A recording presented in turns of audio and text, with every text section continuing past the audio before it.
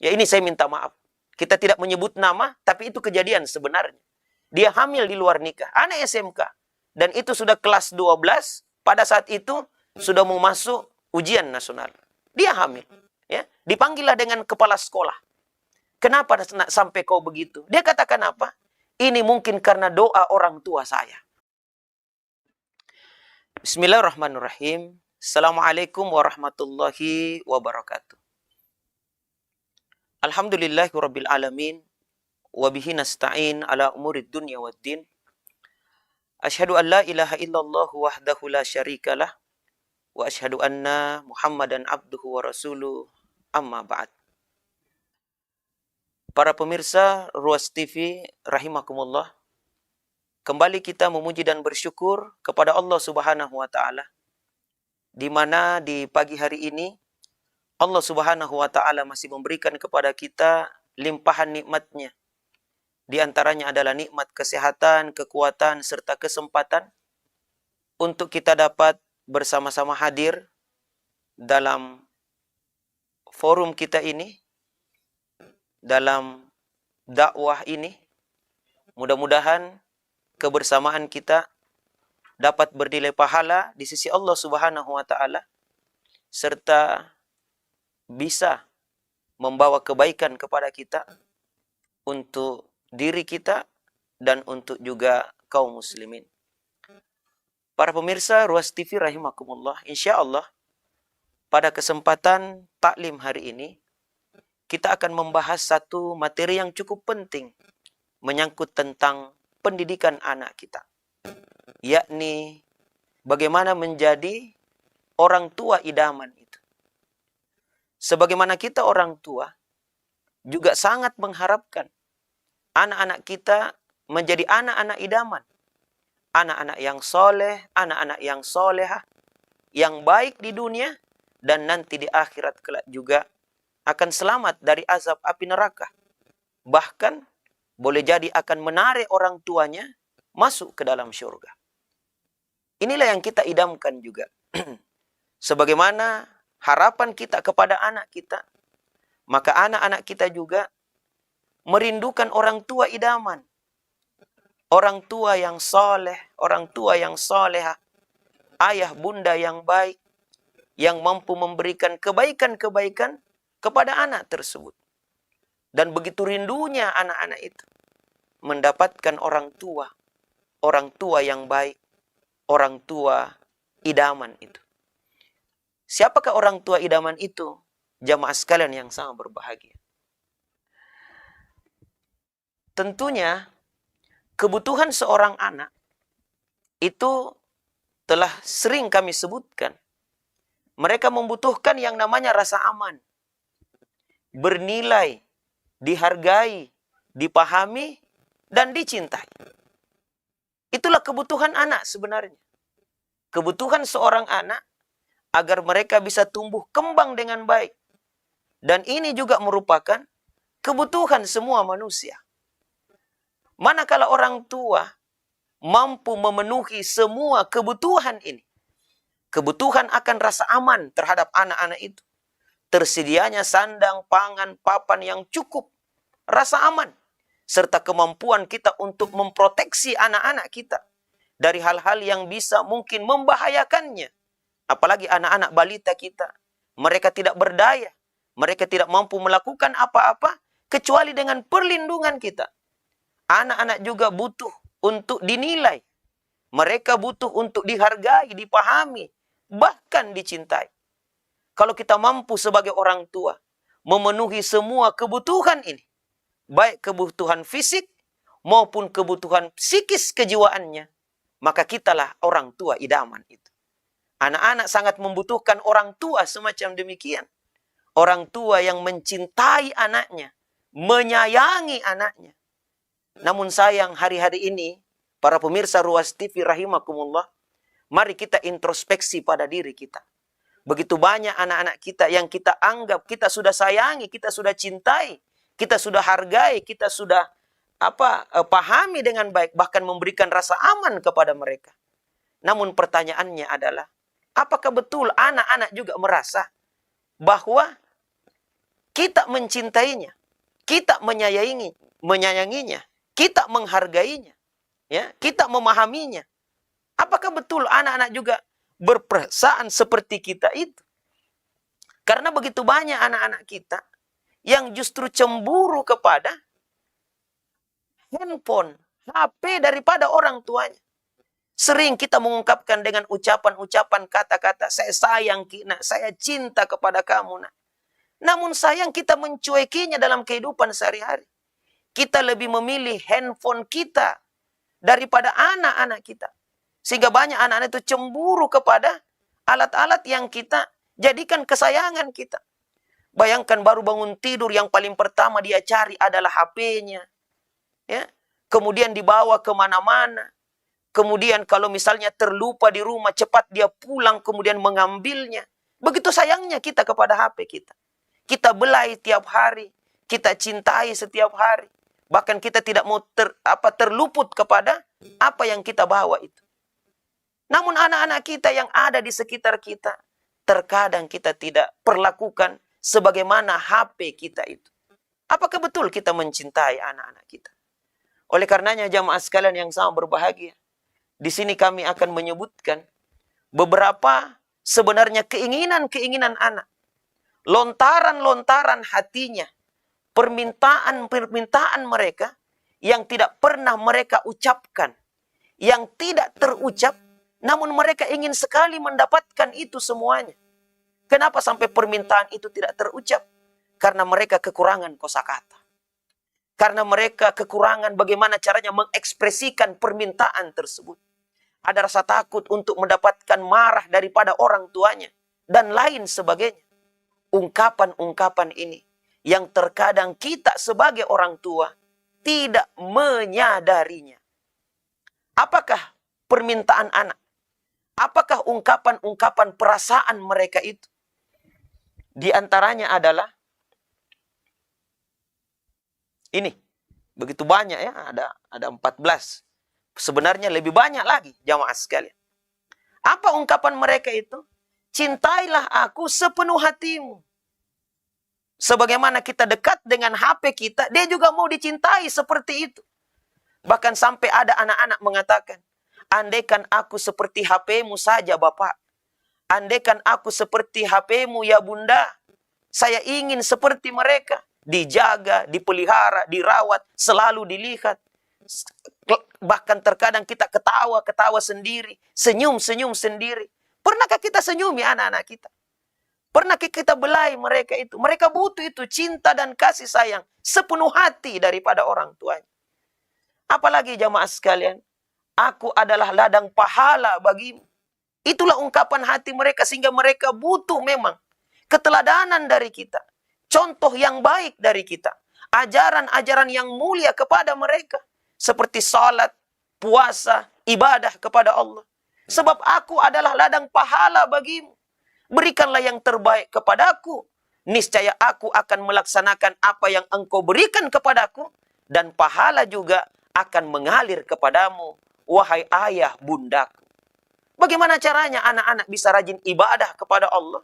Sementara dia melihat orang tuanya pun tidak melakukan hal tersebut.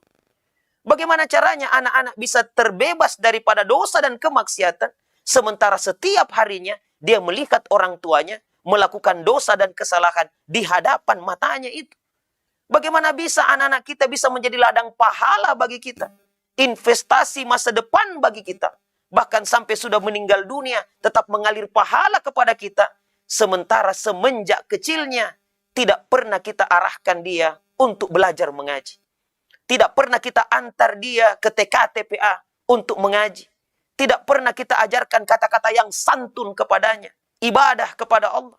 Sementara kalau dia tidak melakukan ibadah tersebut, tidak pernah kita memarahinya misalnya. Tidak pernah kita menegurnya. Bagaimana caranya kita menegur? Kalaupun kita sendiri yang tidak melakukan hal tersebut. Ataukah kita tidak mau tahu tentang mereka? Sementara harapan kita, anak-anak kita bisa menjadi ladang pahala untuk kita nantinya. Apalagi ungkapan hati itu, aku adalah fotokopimu.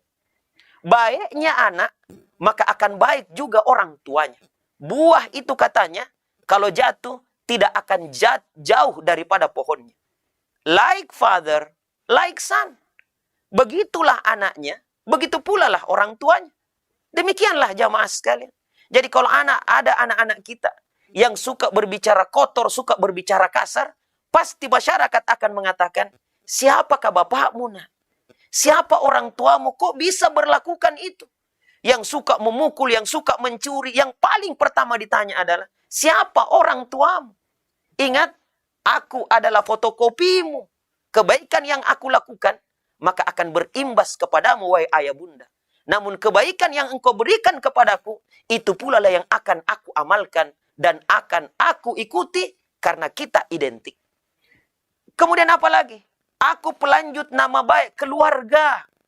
Maka berikanlah juga yang terbaik kepada aku. Tidak lama kita orang tua ini hidup di dunia. Yang akan melanjutkan keluarga kita, ini adalah anak-anak kita. Maka mendidik anak kita dengan baik semenjak kecil. Memberikan yang terbaik kepadanya. Termasuk rasa aman, dihargai, dicintai, pendidikan, dan lain sebagainya. Ini adalah merupakan modal yang paling besar untuk mereka nantinya bisa membanggakan kedua orang tuanya. Bisa mengangkat harkat dan martabat keluarga. Bahkan bisa menjadi kebanggaan bagi bangsa dan negara kita. Apalagi yang berikutnya, jangan marahi aku di hadapan orang banyak. Anak itu punya perasaan juga. Bagaimana kalau kita memarahinya di orang banyak? Pada saat orang lain berkumpul di hadapan teman-temannya, terkadang kita mempermalukan anak-anak kita di hadapan mereka itu. Tidakkah para guru juga menyadari bagaimana terkadang anak-anak juga terkadang melakukan kekhilafan, kesalahan. Tetapi terkadang kita menegurnya, kita memarahinya, itu justru di hadapan teman-temannya. Inilah yang membuat anak-anak itu akan down, akan muncul rasa rendah ya di hadapan teman-temannya. Karena terkadang kita memarahinya, itu di hadapan orang banyak. Kita saja sendiri, Bapak Ibu sekalian, para pemirsa Ruas TV rahimakumullah. Manakala ada orang yang memarahi kita, menegur kita di hadapan umum, bagaimana kira-kira perasaan kita? Bahkan terkadang kita mengatakan dalam hati, andaikan engkau memukul saja saya, jangan justru menyakiti saya di hadapan orang banyak. Atau tidak apa-apa, betul memang apa yang engkau sampaikan, saya salah. Tetapi alangkah baiknya, kalau Anda memanggil saya di tempat-tempat yang sunyi, berdua-duaan, lantas Anda memberikan apa yang Anda inginkan perbaikan pada diri saya. Demikian pula lah anak-anak kita, jamaah sekalian. Terkadang kita memarahi dia, memaki dia di hadapan orang banyak. Di sisi lain, terkadang muncul kata-kata kita, saya cinta kepadamu nak, saya sayang kepadamu. Mungkin maksud kita memarahinya di hadapan umum supaya dia berhenti daripada kerusakan itu. Supaya dia berhenti. Tapi tidak begitu logika anak. Dia menganggap saya disakiti. Kok bisa seperti ini? Kata-katanya sayang, tetapi justru saya dipermalukan di hadapan umum. Inilah ungkapan hati anak-anak kita yang tidak mungkin terlontarkan. Tidak mungkin akan dia sampaikan karena dia takut, kekurangan kosakata, tidak mampu mengekspresikan, dan lain sebagainya. Kemudian yang lain lagi adalah, wahai ayah bunda, wahai kakak adekku, jangan bandingkan aku dengan yang lain. Terkadang kita membandingkan anak kita. Itu kakakmu, itu adekmu, itu tetangga. Sudah hafal 30 juz, kamu bagaimana? Selalu kita membanding-bandingkan. Itu sudah pintar membaca, sudah pintar menulis. Itu sudah bisa menari dan lain sebagainya. Bukankah pada saat kita membandingkan anak kita, kita ingin anak kita sama seperti mereka. Kemampuannya sama, aktivitasnya sama. Padahal setiap anak yang terlahir di atas permukaan bumi ini memiliki karakter yang berbeda-beda. Jangankan karakter, mukanya saja beda. Sidik jarinya saja beda. Sidik jempolnya saja beda. Retina matanya saja beda. Miliaran manusia di atas permukaan bumi ini berbeda semuanya sidik jarinya. Apa maksudnya? Maksudnya adalah mereka juga berbeda-beda kemampuannya. Kapabilitasnya berbeda-beda.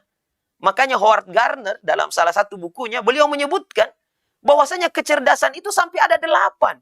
Bukan hanya logika matematis, bukan hanya verbal bahasa, bukan hanya musik dan lain sebagainya, tetapi juga termasuk olahraga, kinestetis, termasuk interpersonal, intrapersonal, bagaimana hubungan dia dengan orang lain, spasial misalnya, kemampuan untuk mendeteksi tempat dan lain sebagainya. Mereka punya kecerdasan yang berbeda-beda. Makanya kalau ditanya, siapakah manusia yang paling cerdas? Maka jawabannya adalah tidak ada. Mereka cerdas sesuai dengan kemampuannya masing-masing. Ada anak-anak yang senang matematika, cerdas memang dia di matematika. Tapi mungkin dia kurang dari sisi interpersonal atau intrapersonal. Hubungannya dengan orang lain, cara ngomongnya dan lain sebagainya, boleh jadi tidak mampu untuk dia lakukan itu. Jadi jangan suka kita banding-bandingkan anak kita dengan orang lain. Jangan kita suka banding-bandingkan. Kita lihatlah bagaimana kemampuannya dan kita legitkan kemampuan itu. Kemudian yang berikutnya adalah, aku bertumbuh, maka jangan selalu anggap aku anak kecil. Ya, mereka itu akan tumbuh setiap hari. Dari hari ke hari mereka akan tumbuh, kembang dengan baik. Maka jangan selalu anggap anak kita sebagai anak kecil. Ya mas, sekalian yang sama berbahagia. Kemudian biarkanlah aku mencoba. Biarkanlah aku mencoba. Kalau saya melakukan kesalahan, tegurlah, tuntunlah. Terkadang kita ini orang tua proteksi juga sangat ketat. Sehingga tidak mampulah anak bergerak kemana-mana. Karena begitu takutnya kita, jangan sampai dia jatuh. Jangan sampai dia tertabrak. Jangan sampai dia terstrom dan lain sebagainya. Padahal anak-anak selalu mau mencoba dan mencoba. Karena mereka lahir tidak tahu apa-apa. Mereka ingin tahu apa isinya. Apa yang terjadi dan lain sebagainya. Biarkanlah mereka mencoba. Apalagi, ini yang banyak masalah. Jangan ungkit kesalahanku. Terkadang kesalahan anak yang sudah dia lakukan 3, 4, 1 bulan yang lalu, itu terkadang kita ungkit ulang, jamaah sekalian. Kita ungkit ulang. Ya, misalnya, ini saya minta maaf. Terkadang kita mempermalukan anak kita di hadapan umum. Ya, anak kita masih kecil tukang ngompol misalnya. Ngompol ya, suka kencing kalau dia tidur kemudian ngompol begitu. Mulai dari umur 1 tahun sampai dengan usia 5 tahun. Masih begitu terus. Ya, kita mencoba untuk memperbaikinya namun tidak berhasil. Apa yang terjadi? Pada saat kita bawa anak kita ke acara keluarga, kita tanya. Anak daripada tetangga kita atau saudara kita, kita tanya, berapa umurnya? 5 tahun. Sudah masih ngompol atau tidak dia? Dia bilang, oh sudah tidak, sudah pintar dia ke kamar mandi. Langsung kita katakan, ini anak saya tukang ngompol, itu toh bagusnya. Tidak ngompol. Ini kan mempermalukan anak-anak. Makanya kalau ada anak-anak kita ajak untuk acara arisan keluarga, pertemuan dengan keluarga, terkadang dia tidak mau ikut. Dia tidak mau ikut. Bukan dia tidak mau ikut karena dia malas. Tidak. Karena dia takut jangan sampai dipermalukan lagi. Di hadapan umum. Ya, diungkit-ungkit kesalahannya. Nauzubillahi min dzalik. Kita saja pada saat sudah besar, sudah dewasa, lantas diungkit kesalahan kita waktu kita masih kecil, terkadang kita juga akan sedikit rasa rada-rada tidak enak. Apalagi jamaah sekalian, jangan memarahiku dengan ungkapan-ungkapan yang buruk. Sebab setiap kata-kata itu adalah doa. Memarahi anak dengan ungkapan buruk, ungkapan yang jelek, mengumpat anak-anak kita, nauzubillahi min dzalik. Itu adalah merupakan doa kepada mereka. Suatu ketika jamaah sekalian, ini saya minta maaf. Salah seorang siswa kita, ya, ada wa nauzubillahi min dzalik. Itu dia hamil di luar nikah. Ya, ini saya minta maaf. Kita tidak menyebut nama, tapi itu kejadian sebenarnya. Dia hamil di luar nikah, anak SMK.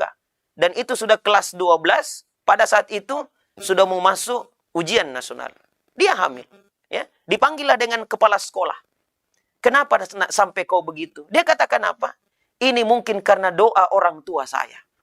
Selalu dia memarahi saya untuk keluar malam. Bahkan dia mengumpat saya, jangan sampai kamu hamil di luar nikah. Jangan sampai kamu jadi begini, jangan sampai kau, bahkan disebutkan hilang lagi jangan sampainya. Hamil mau ke barangkali, begini dan begitu. Akhirnya itu pun yang terjadi kepada saya. Jadi dia tidak menyalahkan orang lain, tetapi dia langsung mengintrospeksi dirinya. Mungkin ini ungkapan orang tua saya yang berulang-ulang, akhirnya menjadi doa bagi anaknya. Tinggal dicarikan jalan, akhirnya terjadilah hal-hal yang tidak kita inginkan. Tidak ada keungkapan-ungkapan lain yang bisa kita sebutkan, agar supaya tidak merendahkannya, bahkan menyebabkan dia tidak melakukan hal tersebut. Para pemirsa Ruas TV rahimakumullah, banyak sekali kalau kita ingin sebutkan. Termasuk, tolong jangan rusak mentalku dengan bentakanmu. Karena satu kali bentakan dari orang tua, itu katanya berapa urat saraf itu yang dalam tubuhnya, itu akan putus-putus, tidak akan nyambung satu dengan yang lain. Sehingga terkadang anak-anak ada yang tergagap-gagap. Tidak mampu untuk pada saat kita menyebutkan sesuatu. Terkadang ada missing link, ada mata rantai saraf yang hilang sehingga lambat sekali untuk dia memahami. Boleh jadi karena bentakan-bentakan kita. Dia butuh kata-kata yang halus. Dia butuh kata-kata yang sopan. Qaulan karima. Apalagi jamaah sekalian, jangan ikutkan aku dengan masalahmu yang tidak ada kaitannya dengan aku. Berapa banyak anak-anak kita karena pertengkaran orang tua diikutkan juga anak-anaknya. Memang begitu nak bapakmu itu. Makanya dukung mama nak. Ketik rek spasi mama misalnya ya, kirim ke. Kita minta dukungan. Bahkan kita menyebutkan bagaimana kesalahan daripada ayah daripada anak ini. Atau ayahnya misalnya menjelek-jelekkan ibunya. Inilah na'udzubillahi min zalik. Kalau Anda bertengkar, bertengkarlah. Bahkan kalau perlu bercerailah. Tapi jangan ikutkan anak kita. Anak kita tetap anak kita. Ada bekas suami, ada bekas istri, tapi tidak ada bekas anak. Jangan rusak, ya. Jangan ikutkan permasalahan dengan mengaitkanku. Betapa banyak ya, kejadian-kejadian anak-anak yang disiksa oleh orang tua disebabkan karena pertengkaran suami istri. Karena marah suaminya dengan istrinya, anaknya yang dipukuli. Bahkan ada yang sampai meninggal dunia. Wa na'udzubillahi min dzalik. Apa salah anak kecil usia 2 tahun, usia 1 tahun? Ini jamaah sekalian yang sama berbahagia. Apalagi? Jangan hanya mengatakan jangan, tapi jelaskan mengapa aku tidak boleh melakukannya. Terkadang kita hanya mengatakan jangan nak, tidak boleh nak. Tapi kita tidak menyusulnya dengan penjelasan-penjelasan yang baik, yang mudah untuk dipahami oleh anak-anak kita. Justru yang aneh adalah, coba lihat orang tua kita dulu. Mereka tidak marah pada saat dia menduduki bantal. Tetapi dia mengatakan apa? Dengan istilah-istilah yang sederhana. Hati-hati duduki bantal nak. Jangan sampai meninggal nanti nenek. Misalnya begitu. Padahal itu kan kesederhanaan orang tua dulu. Ya, jangan keluar nak malam Jumat. Apalagi banyak burung hantu. Kan gitu ya. Karena begini dan begitu. Itu dia sebutkan. Karena kesederhanaan bahasanya. Dan kita ikuti. Sampai sekarang. Sekarang ini kan sudah maju pendidikan, sudah maju teknologi, sudah banyak kosakata kita. Kenapa kita tidak bisa memberikan penjelasan yang jauh lebih rasional kepada anak-anak kita? Apalagi jamaah sekalian, berikanlah aku pendidikan agama agar engkau nanti terbebas daripada tanggung jawab nanti di akhirat kelak. Inilah harapan-harapan daripada anak-anak kita, para pemirsa Ruas TV rahimakumullah, yang mereka inginkan daripada orang tuanya. Maka kemudian, bagaimana menjadi orang tua idaman dunia akhirat? Nah, ini yang kita akan sebutkan. Beberapa tips untuk menjadi orang tua idaman ini. Idaman bagi anak-anak kita. Apa itu jamaah sekalian? Yang pertama adalah, jadi pendidik pertama dan utama adalah orang tua. Yang pertama adalah, jadilah pendengar yang baik. Antusias dan merespon dengan penuh kesungguhan. Jadi, terkadang itu anak-anak, mereka butuh untuk mengungkapkan sesuatu. Untuk menceritakan sesuatu. Untuk menyampaikan kejadian-kejadian yang dia hadapi dalam seharian. Maka mereka butuh pendengar yang baik. Siapa yang dia sampaikan ungkapan-ungkapan ini, cerita-cerita ini, kekesalan ini, dan lain sebagainya, tidak ada tempat kecuali kepada kedua orang tuanya. Ayahnya, bundanya. Maka begitu bahagianya anak. Manakala ada ingin yang dia sampaikan, apalagi anak-anak itu yang sudah pintar berbicara, mulai pintar berbicara, mereka selalu ingin mengungkapkan perasaannya secara bebas dan terbuka. Kepada siapa? Tidak mungkin kepada tetangganya. Tapi yang sangat dimungkinkan adalah kepada kedua orang tuanya. Jadilah pendengar yang baik. Antusias, bahkan sampai merespon dengan penuh kesungguhan. Bagaimana itu? Coba lihat kisah Nabi Yusuf alaihissalam. Pada saat dia bermimpi, melihat bintang, bulan, matahari, sujud kepadanya. Dia sampaikan itu kepada ayahnya. Wahai ayahku, sesungguhnya aku bermimpi melihat 11 bintang, matahari, dan bulan. Kulihat semuanya sujud kepadaku. Coba lihat kesungguhan Nabi Yakub alaihissalam. Mendengarkan kisah daripada anaknya, dia mendengarkan dengan antusias. Ya, antusias. Buktinya dia mendengarkan dengan antusias, bahkan dia merespon dengan baik. Dia menyampaikan, wahai anakku, jangan kamu ceritakan mimpimu itu kepada saudara-saudaramu. Maka mereka membuat makar untuk membinasakanmu. Sesungguhnya setan itu adalah musuh yang nyata bagimu. Ini jamaah sekalian yang sangat berbahagia. Kalau bisa kita merespon mereka menjadi pendengar yang baik, tidak langsung menyalah-nyalakannya, maka anak-anak akan selalu terbuka kepada orang tuanya. Betapa banyak hari ini anak-anak kita ingin terbuka kepada bundanya, kepada ayahandanya, tetapi mereka sibuk semuanya. Kepada siapa harus saya cerita ini semuanya? Pada saat dia ingin menyampaikan sesuatu, baru dia sampaikan sedikit, langsung orang tua mengatakan, makanya itu karena engkau suka nonton film Korea. Makanya itu karena engkau suka main game online. Makanya baru satu disebutkan, sudah 1000 kata-kata dilontarkan. Akhirnya anak-anak tidak ada jalan lain kecuali diam saja, memendam itu. Padahal yang namanya manusia butuh untuk penyalurannya. Hati-hati jamaah sekalian yang sangat berbahagia.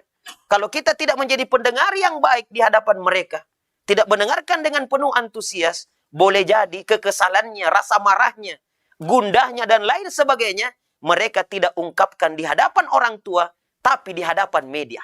Betapa banyak keluhan anak-anak di media-media sosial. Ya, di media-media sosial. Coba kita lihat. Bahkan dia ceritakan tentang ayahnya, ibunya, kakaknya, adiknya. Nauzubillahi min zalik, sehingga bisa menjadi konsumsi dunia. Bukan lagi untuk pribadinya sendiri. Jadilah pendengar yang baik. Dan bersyukurlah anak-anak yang mendapatkan orang tua yang mau mendengarkan keluh kesah daripada anaknya. Mendengar dengan antusias, merespon dengan baik. Kemudian yang kedua adalah, jangan kita ini pernah bosan mengajari anak kita dengan hal-hal yang utama. Apa hal-hal yang utama itu? Telah kita bahas pada pertemuan yang lalu. Pengajaran yang baik kepadanya. Apa itu? Islam dan Tauhid. Ajarkan anak untuk jangan syirik kepada Allah. Mempersekutukan Allah. Ajarkan dia untuk berbakti kepada kedua orang tua. Punya idola figur sesungguhnya, yakni Rasulullah SAW. Ajari dia itu. Agar supaya bukan figurnya bintang film dan lain sebagainya. Tetapi figurnya adalah Rasulullah SAW sebagai contoh teladan yang baik. Muraqabatullah, merasa diri diawasi oleh Allah. Atau kita ajarkan dia, tunaikan sholat. Ya bunayya, aqimis sholat. Wahai ananda, tunaikan sholat. Ajari dia. Dan jangan bosan kita ulang-ulangi itu. Orang-orang tua kita dulu, dimanapun jauh anaknya sekolah, yang paling pertama dia tanya, kalau sempat menelpon atau video call, sudah sholat maki nak? Tidak lupa jaki sholat nak? Itu yang paling pertama dia sebutkan. Sebelum dia bertanya tentang kesehatan, makanan, pakaian, dan lain sebagainya. Tetapi kita sekarang, apakah ini juga yang kita ingat-ingatkan kepada anak kita? Jamaah sekalian sangat berbahagia. Apalagi amar ma'ruf nahi mungkar. Demikian pula akhlakul karimah. Jangan bosan-bosan. Sampaikan itu terus. Jangan bosan-bosan. Justru kebosanan inilah yang menyebabkan anak-anak kita terkadang tidak mendapatkan afeksi yang baik itu. Apalagi bersahabatlah dengan anak kita. Mari luangkan waktu untuk bersama-sama dengan dia, bermain dan bercanda dengannya, ketemu juga senyum dengannya, mengatakan kabarnya, menepuk pundaknya, makan sama-sama dengan dia di satu waktu. Apakah kita makan malam bersama? Kemudian di kendaraan juga kita mencandai dia, bersama-sama dengannya. Bahagianya anak-anak itu. Di sela-sela kesibukan kita, memang kita jadikan quality time itu sebagai tempat yang terbaik untuk kita memberikan respon yang baik kepada anak-anak kita. Anak-anak butuh juga orang tua yang bersama-sama dengan anaknya, bersahabat dengan anaknya. Kemudian yang berikutnya adalah, jadilah orang tua yang menyenangkan. Jadilah orang tua yang menyenangkan. Ya.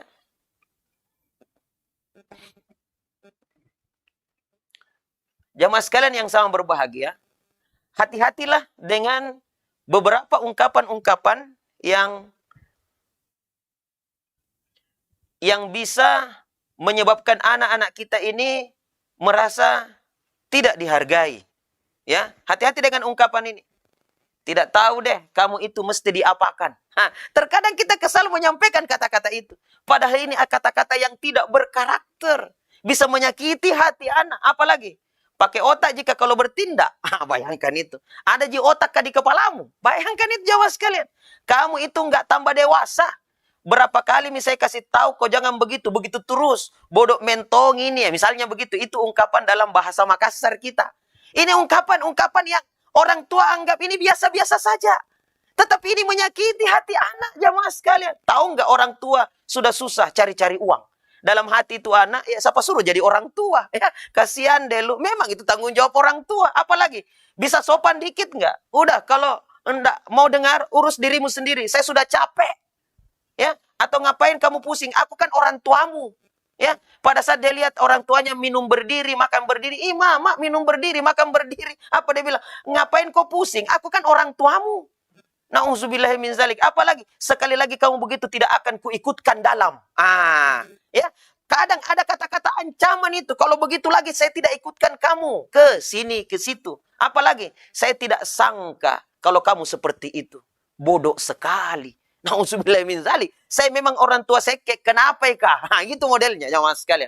Ataukah saya kesal dengan kelakuanmu? Saya menyerah mengajar anak seperti ini. Sudah sana. Ya, sampai kepada ada orang tua yang menyesali kelahiran anaknya dan itu diungkapkan di hadapan anaknya. Nauzubillahi min zalik, jamaah sekalian sama berbahagia. Hilangkanlah itu. Jadilah orang tua yang menyenangkan. Ini yang berikutnya, membimbing, mendidik dan memikat. Bagaimana caranya? Coba kita perhatikan jamaah sekalian. Ini ada 4 kata-kata ajaib yang menyebabkan anak itu merasa aman, dicintai, dihargai, dimengerti, dan bernilai. Ada 4 kata-kata ajaib. Keempat kata-kata ajaib ini, kalau kita ungkapkan, dan ini juga untuk guru-guru kita, para stakeholder pendidikan, tokoh-tokoh masyarakat, mari kita biasakan dengan ungkapan-ungkapan yang baik ini. Ini adalah merupakan kata-kata sihir sebenarnya. Kalau kita ingin anak-anak kita beradab, berakhlak mulia, menjadi orang-orang yang baik di masyarakat, tiupkan 4 kata-kata ajaib ini. Apa itu jamaah sekalian? Biasakan kita mengucapkan kata-kata minta tolong. Ini adalah merupakan kata-kata yang universal. Bisa minta tolong nak, ambil ki sampah tak? Itu anak langsung ambil itu sampah. Bisa minta tolong nak, ambilkan air abadi kulkas nak. Langsung dia berangkat itu. Dengan kata-kata minta tolong. 2 kata saja, minta tolong. Jadi kalau kita ingin menginginkan sesuatu daripada orang lain, terutama anak-anak kita, dahulukan dengan kata-kata minta tolong. Di kantor juga demikian, ada cleaning service, minta maaf Pak, bisa minta tolong. Ya, walaupun Anda bos besar, direktur, manajer, pemimpin perusahaan, dahulukan dengan kata-kata minta tolong karena orang juga mau dihargai. Walaupun jabatannya mungkin sangat rendah, gajinya juga kecil, tapi mereka juga butuh penghargaan. Yang terjadi adalah terkadang kita bukan minta tolong, apalagi kepada anak kita. Sampah, ambil dulu, sampah. Langsung begitu. Terkadang itu anak-anak balik. Kalau di sekolah, sampah, pungut. Langsung itu anak-anak balik. Nah bukan wali kelasku. Nah bukan guruku, nah tidak pernah kena. Misalnya begitu. Itu yang terjadi, langsung penolakan. Tapi kalau kita bisa minta tolong, nah dia tidak akan lihat siapa gurunya. Dia tidak akan lihat siapapun itu. Yang penting dia minta tolong, saya harus tolong orang tersebut. Tidakkah kita lupa jamaah sekalian? Ungkapan yang mudah, singkat, tetapi dapat menarik hati anak untuk dia berakhlak yang mulia. Bisa minta tolong, nak ambilkan air abadi di kulkas. Ini tidak. Air di kulkas. Cepat. Tidak pakai lama. Pas datang, lamanya lagi. Di mana aku belanja ini? Di Bogor barangkali. Itu bayangkan. Ini anak mengatakan, saya tadi. Makanya banyak anak-anak itu kalau kita panggil, dia sembunyi di balik pintu. Tidak mau mendengar. Nah, dia sembunyi. Disuruh kak lagi nih. Disuruh kak lagi nih. Begitu modelnya. Tapi coba kalau kita bilang minta tolong. Belum kita sebutkan lagi apa yang kita minta. Langsung di hadapan kita. What can I do for you, Abah? Misalnya begitu. Apalagi yang saya bisa bantu, Bapak. Karena dia sangat menginginkan kata-kata itu. Tidakkah kita sadari itu, jamaah sekalian? Suami istri juga demikian. Kalau ada keinginan kita kepada istri kita, bilanglah dengan kata-kata minta tolong. Istriku sayang, bisa minta tolong. Gitu. Itu istri akan terbang jamaah sekalian. Tarik kakinya turun ke bawah. Nah masih dia menapak bumi. Bisa minta tolong istriku sayang, ambilkan sepatu di rak sepatu. Itu langsung serta-merta. Bisa minta tolong, bikinkan kopi. Ini tidak, kopi. Seakan-akan siapa sih kita ini? Orang juga butuh penghargaan. Apalagi jamaah sekalian, terima kasih. Jadi kalau sudah ditolong, biasakan mengucapkan kata-kata terima kasih. Ini tidak. Mana air? Ini. Sudah, sana.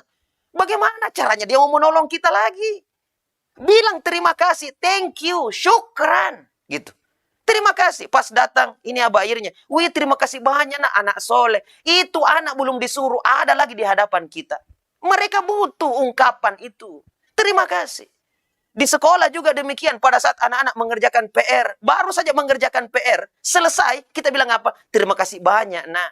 Kalian sudah mengerjakan PR. Adapun benar salahnya, itu bukan urusan kalian. Yang penting kalian kerjakan, terima kasih banyak. Bagaimana Ustadz yang tidak mengerjakan? Terima kasih banyak juga. Terima kasih banyak, nak, tidak mengerjakan. Terpaksa kamu dihukum, nak, ya. Sesuai dengan peraturan yang kita lakukan. Tapi saya minta maaf sebelum saya cambuk kamu, nak. Sebelum saya hukum kamu, nak. Pak Guru minta maaf. Ya, Pak Guru tidak mau melakukan ini, tetapi engkau sudah melanggar aturan kita. Apa boleh buat? Akhirnya anak-anak bisa dengan sadarnya, siap untuk dihukum. Makanya di sekolah itu kadang kita heran, ya. Ada guru yang kurus, kecil, ya, tetapi ditakuti oleh anak-anak, oleh siswa. Bahkan terkadang kalau dia datang, begitu hormatnya kita kepada guru itu. Tapi ada guru besar badannya, ya, tetapi tidak ada sama sekali penghormatan daripada siswa. Kalau dia datang dicubit-cubit pipinya, ya, dipegang-pegang kumis dan jenggotnya, seakan-akan tidak punya harga diri sama sekali. Kenapa demikian? Inilah yang terjadi, ya mas sekalian. Kemudian apa berikutnya? Minta maaf. Kalau kita melakukan kesalahan, biasakan minta maaf kepada anak-anak kita. Dan biasakan juga ini yang hilang lagi, kata-kata permisi. Istilah Makassar Bugis itu tabe-tabe misalnya, begitu. Ya. Nah, kemudian yang berikutnya ini, tiupkan 4 kata ajaib. Yang lagi-lagi adalah aktif dalam memotivasi anak.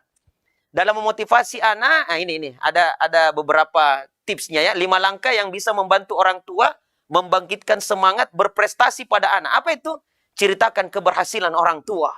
Ya, saya dulu, nak, waktu sekolah, ya, sekian kilo jalan kaki misalnya begitu. Ayo, nak, kamu sekarang dekat sekali dari rumah.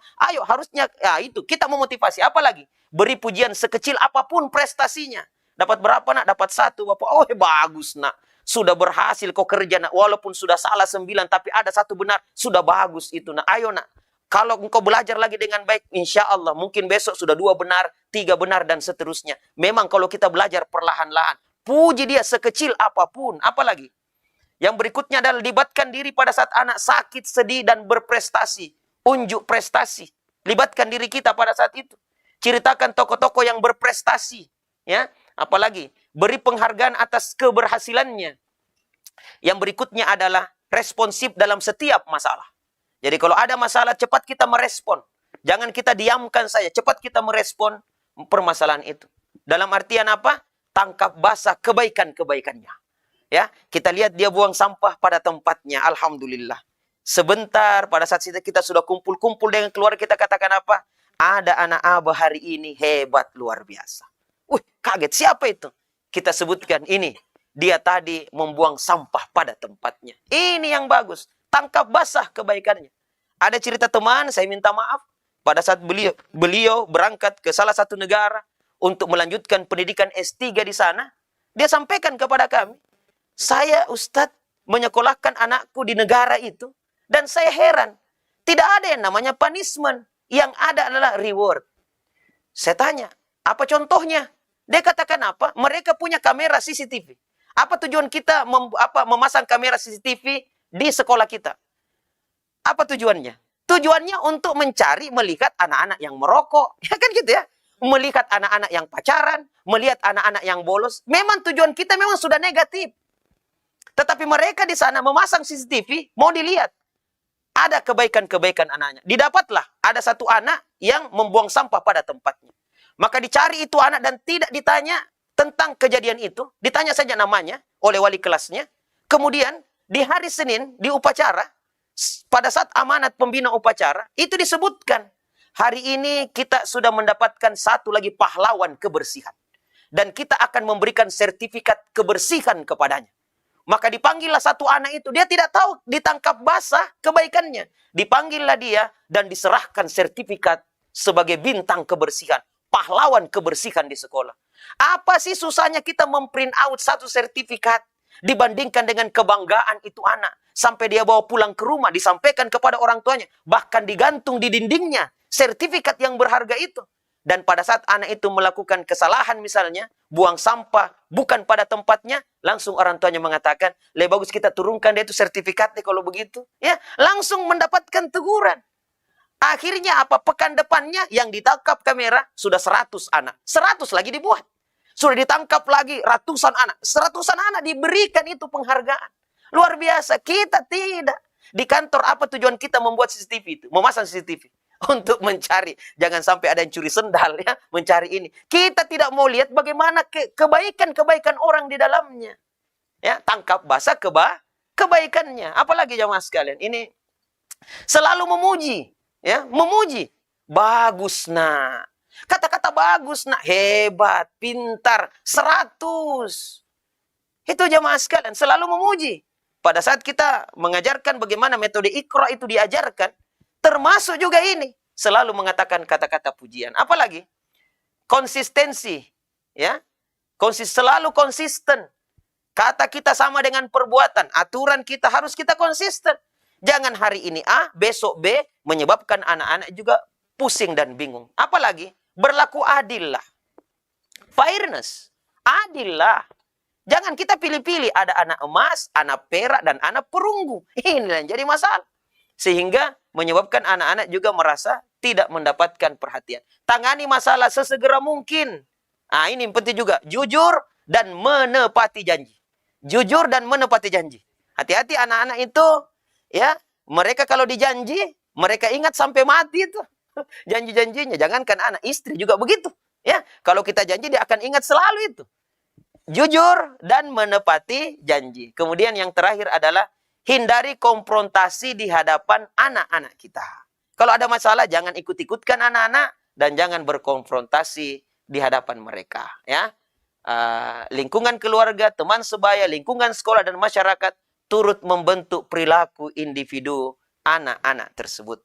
Alangkah indahnya kalau keluarga kita seperti begini, ya sekalian. Yang masalah adalah siapa yang mengatur ini ayam seperti begini. Ya, demikianlah mungkin materi kita. Mudah-mudahan ada manfaatnya dan mudah-mudahan Allah Subhanahu Wa Taala memberikan kita kebaikan.